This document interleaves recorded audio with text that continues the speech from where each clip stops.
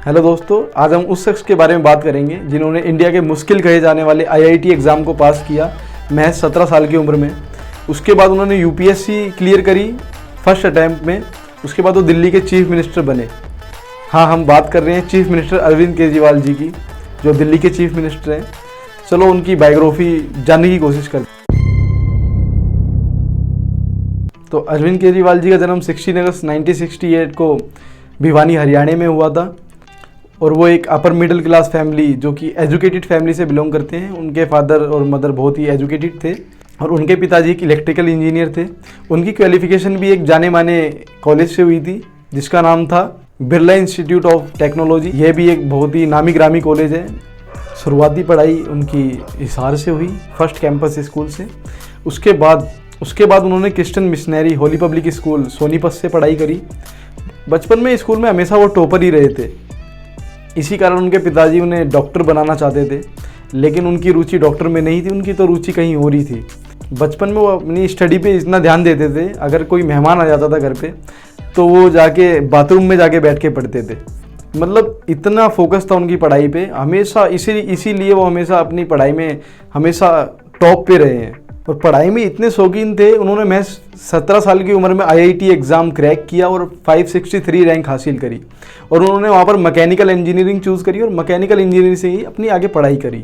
और 21 साल की उम्र में वो जमशेदपुर टाटा कंपनी में काम करने लगे, एक अच्छी सैलरी पाने लगे। लेकिन अब भी वो अनसेटिस्फाइड महसूस कर रहे थे, इसलिए उन्होंने कंपनी से रिज़ाइन दे दिया और सिविल सर्विस एग्जामिनेशन की तैयारी करने लगे। एक बार फिर उन्होंने महज 24 साल की उम्र में यूपीएससी क्लियर करी, वो भी फर्स्ट अटैम्प्ट में, और उन्हें आईआरएस मिला, इंडियन रेवेन्यू सर्विस। उसमें उनको पोस्ट मिली assistant commissioner of income tax. तुम इस चीज़ से ही अंदाज़ा लगा सकते हो मतलब कितने होनहार थे वो पढ़ाई में। पहले तो उन्होंने आईआईटी क्रैक करी, फिर आईआईटी क्रैक करने के बाद UPSC civil services exam crack किए, जो कि एक नॉर्मल बात नहीं है। और उसके बाद 1994 में उनकी आईआरएस की ट्रेनिंग के दौरान उनकी लव लाइफ शुरू हुई। वहाँ पर उनकी सुनीता जी से मुलाकात हुई, जो कि आज उनकी वाइफ हैं, और बाद में उन्होंने शादी कर ली दोनों ने। उनकी ज़िंदगी में सब अच्छा हो रहा था। उन्होंने आईआईटी क्रैक करी, आईआईटी क्रैक करके एक अच्छी जॉब करी, लेकिन वो वहाँ भी अनसेटिस्फाइड थे। फिर उन्होंने यूपीएससी क्लियर करी। यूपीएससी क्लियर करने के बाद एक आईआरएस की पोस्ट ली, लेकिन कुछ दिनों नौकरी करने के बाद वो वहाँ भी अनसेटिस्फाइड हुए। उन्होंने 2 साल की लीव ली 1999 में और अपनी एक ऑर्गेनाइजेशन बनाई जिसका नाम था परिवर्तन। और वो सही में परिवर्तन लाना चाहते थे, इसलिए वो हर जगह अनसेटिस्फाइड महसूस कर रहे थे। तो उन्होंने अपने काम से 2 साल की लीव ली और इन 2 सालों के अंदर उन्होंने अपनी ऑर्गेनाइजेशन सेटअप करी और उन 2 सालों में उन्होंने लोगों की बहुत मदद करी। उस परिवर्तन ऑर्गेनाइजेशन का काम था कि लोगों की मदद करना, किसी भी तरह की मदद अगर कोई पर्सन चाहता था और वो उनके पास आता था वो मदद करते थे। अगर उनको दिक्कत हो रही है अभी इनकम टैक्स फाइल करने में, और केजरीवाल जी तो उस सेक्टर में भी थे, इसलिए वो अच्छे से जानते थे कि कौन सा काम कैसे होता था। पहले ऑफलाइन तरीका होता था तो लोगों को ज़्यादा पता नहीं था कि काम कैसे होता है, कौन सा फॉर्म फिल करना होता है। तो केजरीवाल जी उसमें लोगों की मदद किया करते थे। और इसी दौरान वहाँ पर उनकी मुलाकात हुई मनीष सिसोदिया जी से, जो कि आज उनके बेहद करीबी माने जाते हैं। तो ओवरऑल अगर हम ये कहें तो परिवर्तन ऑर्गेनाइजेशन का काम था कि लोगों की मदद करना, किसी तरीके से भी लोगों की मदद करना। एक बार तो उन्होंने धरना कर दिया इनकम टैक्स ऑफिस के आगे कि जो इनकम टैक्स है उसमें ट्रांसपेरेंसी लाओ। तो केजरीवाल जी हमेशा जुड़े रहना चाहते थे लोगों से, लोगों की मदद करना चाहते थे। तो इसीलिए उन्होंने अपने आईआरएस पोस्ट को भी रिज़ाइन कर दिया 2006 में और पूरी तरीके से जुड़ गए, पूरी तरीके से लोगों के साथ जुड़ गए आप कह सकते हो, और पूरी तरीके से अपने ऑर्गेनाइजेशन के साथ काम करने लगे। अब आप देख सकते हो कि एक आदमी ने यूपीएससी क्लियर करी, आईआईटी क्लियर करी, लेकिन वो अभी भी अनसेटिस्फाइड था, क्योंकि वो हमेशा दूसरों की मदद करना चाहता था, दूसरों के लिए कुछ करना चाहता था। इसलिए वो ऑर्गेनाइजेशन के साथ पूरी तरीके से जुड़ गए और लोगों की मदद करना स्टार्ट कर दी। और इन 2001 में गवर्नमेंट ने एक रूल पास किया, आरटीआई, राइट टू इन्फॉर्मेशन। इससे आप क्या कर सकते थे, आप आरटीआई कोर्ट में लगा के किसी भी गवर्नमेंट डिपार्टमेंट का एक्सेस ले सकते थे, किसी भी गवर्नमेंट रिकॉर्ड की जानकारी ले सकते थे। तो इसी आरटीआई हथियार का यूज़ किया केजरीवाल ने इसी आरटीआई का यूज़ करके ना जाने कितने करप्शनों का खुलासा किया। तो ऐसे कई करप्शन थे, जैसे 2G scam, Commonwealth game scam. ये आरटीआई यूज़ करके इनका रिकॉर्ड निकालते थे और चेक करते थे कितना स्कैम। तो सही में बहुत ज़्यादा स्कैम निकलता था इन केसों में।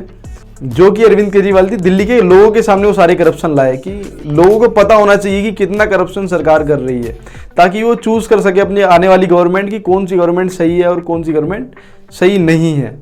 उन्होंने कई सारे करप्शन के खुलासे किए। उन्होंने मदर टेरेसा के संग भी काम किया। उसके बाद उन्होंने अपना एनजीओ रजिस्टर्ड करवाया कबीर के नाम से, परिवर्तन नाम बदल के कबीर नाम रख दिया उन्होंने अपने ऑर्गेनाइजेशन का। जब केजरीवाल जी इतने सारे करप्शन लोगों के सामने ला रहे थे तो सारे पॉलिटिशियन का ये कहना था कि आप सबके करप्शन तो लेके आते रहते हो सामने, इससे कुछ चेंज तो होता नहीं। अगर तुम वाकई में चेंज, अगर तुम सही में चेंज करना चाहते हो तो सिस्टम में आना पड़ेगा आपको। आप सिस्टम में क्यों नहीं आते, सिस्टम में आके आप चेंज क्यों नहीं करते? तो यहीं से केजरीवाल जी ने सोचा कि भाई हाँ, ये तो सही कह रहे हैं कि सिस्टम बदलने के लिए सिस्टम में आना बहुत ज़रूरी है।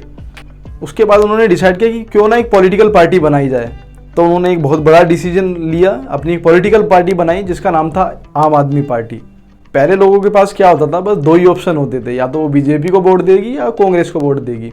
लेकिन आम आदमी पार्टी आने के बाद लोगों के पास तीसरा ऑप्शन भी था और लोगों को विश्वास भी था, क्योंकि केजरीवाल जी ने कई सारे करप्शन के खुलासे किए थे और हमेशा लोगों की मदद करते थे, इसलिए लोगों का विश्वास भी था केजरीवाल के ऊपर। लेकिन कई लोग उनसे नाराज भी थे, जैसे अन्ना हजारी कभी नहीं चाहते थे कि वो एक पॉलिटिकल पार्टी बनाए और उन्होंने अनाउंस भी किया था कि कभी मैं पॉलिटिक्स में नहीं आऊँगा। इसीलिए पार्टी बनाने के बाद अन्ना हजारी और केजरीवाल जी के बीच में दूरी आ गई। इसके बाद 2013 में दिल्ली में इलेक्शन हुए और इलेक्शन में केजरीवाल शीला दीक्षित के खिलाफ लड़े और शीला दीक्षित पहले से ही बहुत बार जीतते हुए आ रही थी दिल्ली में, उनको हराना बहुत मुश्किल था। लेकिन केजरीवाल जी ने इलेक्शन लड़ा जिसमें बीजेपी की 31 सीटें आई और आम आदमी पार्टी की 28। इतनी सीटों से सरकार नहीं बन सकती थी, इसलिए आम आदमी पार्टी ने इंडियन नेशनल कांग्रेस और जनता दल का सपोर्ट लिया। इनके सपोर्ट लेने के बाद कई सारे लोग खुश नहीं थे, क्योंकि केजरीवाल जी ने पहले अनाउंस किया था कि हम किसी का भी सपोर्ट नहीं लेंगे। लेकिन बाद में उन्होंने सपोर्ट लेके सरकार बनाई अपनी। फिर 1 साल के बाद ही उन्होंने रिज़ाइन दे दिया, ये कह के कि वो असेंबली में जन लोकपाल बिल पास नहीं करवा पाए। उनका कहना था कि हमें रोका जा रहा है जन लोकपाल बिल पास करवाने से, इसलिए उन्होंने रिज़ाइन दे दिया। रिज़ाइन देने के बाद 2015 में फिर इलेक्शन होते हैं, लेकिन जो जनता का विश्वास था केजरीवाल के ऊपर वो भी कम नहीं हुआ। 2015 में फिर इलेक्शन हुए। इस बार केजरीवाल जी ने इतिहास रच दिया। 70 में से 67 सीटें उन्होंने जीती और जो 3 सीटें थी वो 3 सीटें हमारी बीजेपी ने जीती। और उन्होंने फिर शपथ ली 2015 में रामलीला मैदान में सेकंड चीफ मिनिस्टर की, और हाँ, वो सेकंड यंगेस्ट चीफ मिनिस्टर भी थे अपने देश के। और उसके बाद तो तुम जानते हो हमेशा सुर्खियों में रहे, हमेशा उनकी लेफ्टिनेंट गवर्नर और सीएम के बीच हमेशा विवाद रहे हैं। सरकार बनने के बाद कई सारे जो प्रमुख चेहरे थे वो भी पार्टी छोड़ के चले गए, जैसे कुमार विश्वास, योगेंद्र यादव, कपिल मिश्रा। इसका दुख केजरीवाल को भी हुआ, वो नहीं चाहते थे कि ये पार्टी छोड़ के जाए, लेकिन वो फिर भी छोड़ के गए। ओवरऑल आप कह सकते हो कि केजरीवाल जी अगर पॉलिटिक्स में नहीं भी आते तो भी वो अपनी ज़िंदगी एक अच्छी तरीके से बिता रहे थे, क्योंकि उनके पास सब कुछ था। लेकिन सब कुछ उन्होंने छोड़ा क्योंकि वो चेंज लाना चाहते थे इस देश के अंदर। क्योंकि आप जानते ही हो आज़ाद होने के बाद भारत में कितने करप्शन हो रहे हैं, लगातार हमारे देश में इतने करप्शन होते हैं कि अगर वो करप्शन ना होए तो आज हमारा इंडिया भी डेवलप कंट्रियों की लिस्ट में आए। लेकिन इस करप्शन नाम की दीमक ने हमारे इंडिया को खोखला कर दिया है। तो मेरा कहना ये नहीं है कि अरविंद केजरीवाल जी ठीक है और बीजेपी बेकार है। बस मैं अरविंद केजरीवाल जी के बारे में बता रहा था, उनकी बायोग्राफी के बारे में थोड़ा बताना चाह रहा था आपको। बाकी ये टोटल आपका डिसीजन होना चाहिए, हमेशा आप किसको वोट दो किसको नहीं दो, ये आपका डिसीजन होना चाहिए। और हमेशा उस पार्टी को वोट देना चाहिए जो डेवलपमेंट के बारे में बात करे, जो ना कि किसी अन्य चीज़ के बारे में बात करे। तो जय हिंद, जय भारत।